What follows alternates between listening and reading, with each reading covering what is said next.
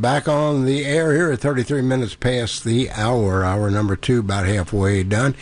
Ray Cummins is my guest until 6 o'clock tonight. And then Scott Lux coming in from 6 to 7. He will be performing over at Bobby Mackey's in Wilder, Kentucky this Saturday night. And I'll be there for WOBO Radio and MC the show for him.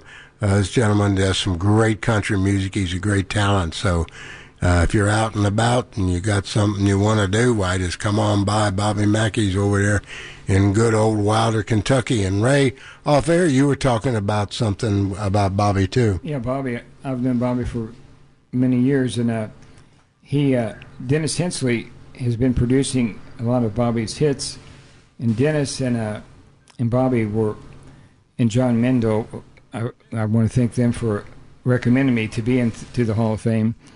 But Dennis is one in the Hall of Fame too. Dennis Hensley had Jordan Recording Studio, and I think he's been in the business about as long as Bobby Mackey, 43 years with that studio, and he just closed that. I mean, he sold the studio. He's going to have another one, but he sold that. And the last recording in his studio was Bobby Mackey. We all went in, and I put guitar on. That was a great honor to play on Bobby's Hello Darling and what was that? Anita, You're Dreaming. Okay. But Bobby's been cranking out hit after hit. Oh, he has. He's been running them up one time. He's got 2 new ones he told me about Saturday night. I can't put them out, but he told me about 2 new ones that he's got coming up, and he's doing a lot of great music with a lot of great people here in the tri-state area, plus down in Louisiana and over in Texas. And I know he's been just, he's been like Merle Hager said, he's moving on, Yeah, that Hello Darling, I don't know if you heard that. He said that may come out next year, but that was amazing, that version. And then that Waylon Jennings song, Anita, You're Dreaming, I got to play on the classical. That was more of a Spanish feel. But that was a lot of fun. Those will hopefully be out next year. But yeah, well, Bobby has reinvented himself. I've told him this a whole bunch of times. He probably get tired of hearing me say it, but it's a fact. He's reinvented himself. And he's extremely talented. He's an extremely, extremely, extremely wonderful person. Yes. And he loves what he does like we love what we do, whether it's you playing guitar or it's me sitting behind a microphone and talking. But we all love what we get to do, and that's why we do it. Yeah, and HD said to tell you hello. He wanted me to send a couple Christmas songs by email for tomorrow morning. So I told him I was going to be on your show. So he said to tell Tom hello. So from HD. Hello, HD, and I am certainly thankful that you're coming along. You're getting better. I saw your pictures today on social media, and H.D. Ainsworth, for those of you who may not know, he is probably the premier air personality in the music format that we do, which is real classic country music and bluegrass and those formats. H.D. is a phenomenal person, a great MC, a great talent, and he's from out of Minden, Louisiana, and his show is on KFEB, I think it is, KBEF, KBEF, thank you. Mm-hmm. And he's on every morning from 6 until 8 o'clock, the time down there in Louisiana. So another great show to tune into and listen. You'll learn a lot. The guy knows his music inside out, over, under, sideways, and down.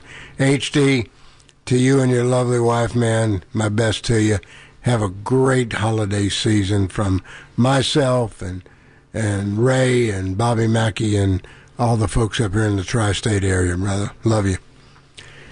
So, what do you want to do now?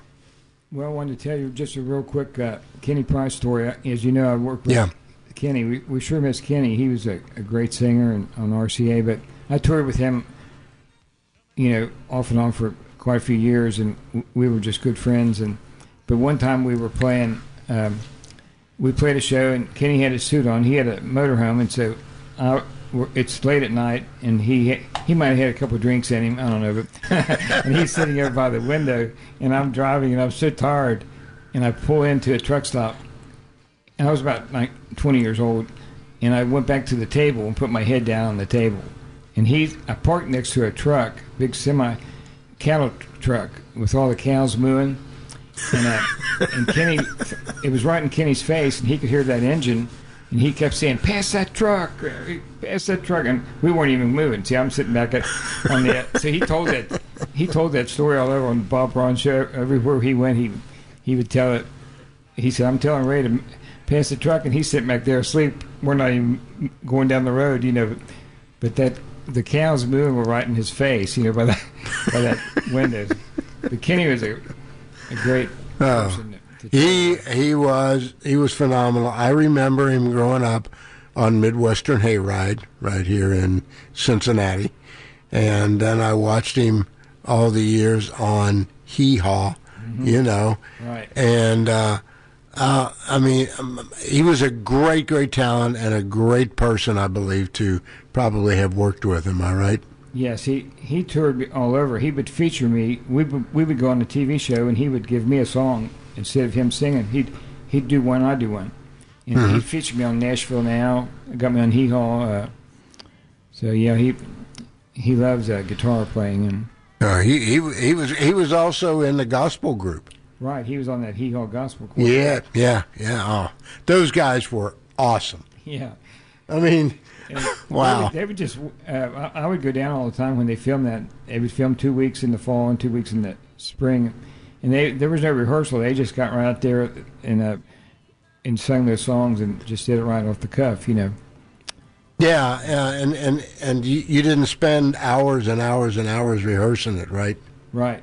You just you ad-libbed it and went ahead. And back then, when they would get that 2 weeks done, they would make copies and they would send them on 2 different planes back to Los Angeles. Really? Yeah, because they did, in case something happened, there wasn't any digital thing back then, so they had to actually carry the master with them, So the things you did back in the good old days, right? Right. In order to improvise and get your stuff out there and get it on the air, because if that's the only way you could do it, if you didn't have those copies, you didn't have the show. Yeah, like I spent many hours on that CD, which I had to, but back in the 50s and maybe early 60s, like Chet produced all those albums of 40 different artists down there, Eddie Arnold and Jim Reeves. They would record everything pretty much at once. Because they didn't have as many tracks, so they would record the violins, and it was almost mixed when they laid it down because that's what they had.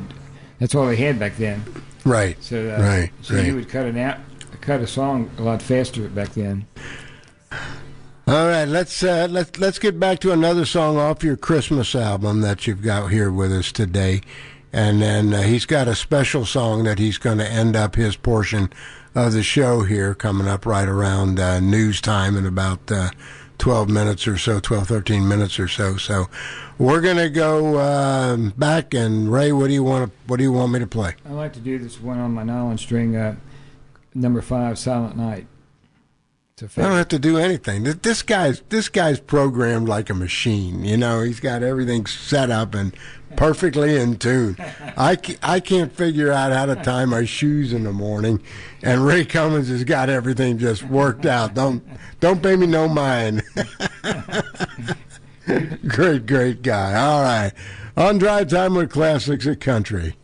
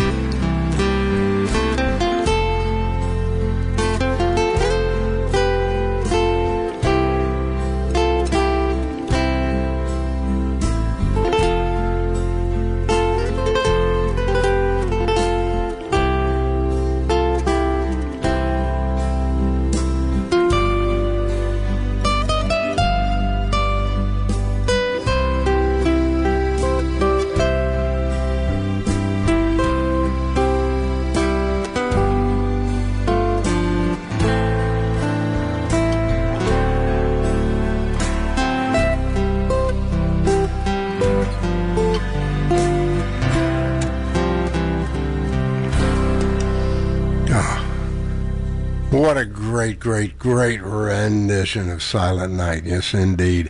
We're going to give you the weather forecast here in just a minute. Don't you stray away. And we'll be right back with my guest, Ray Cummins, kind of wind things up for you here on Drive Time with Classics of Country. Weather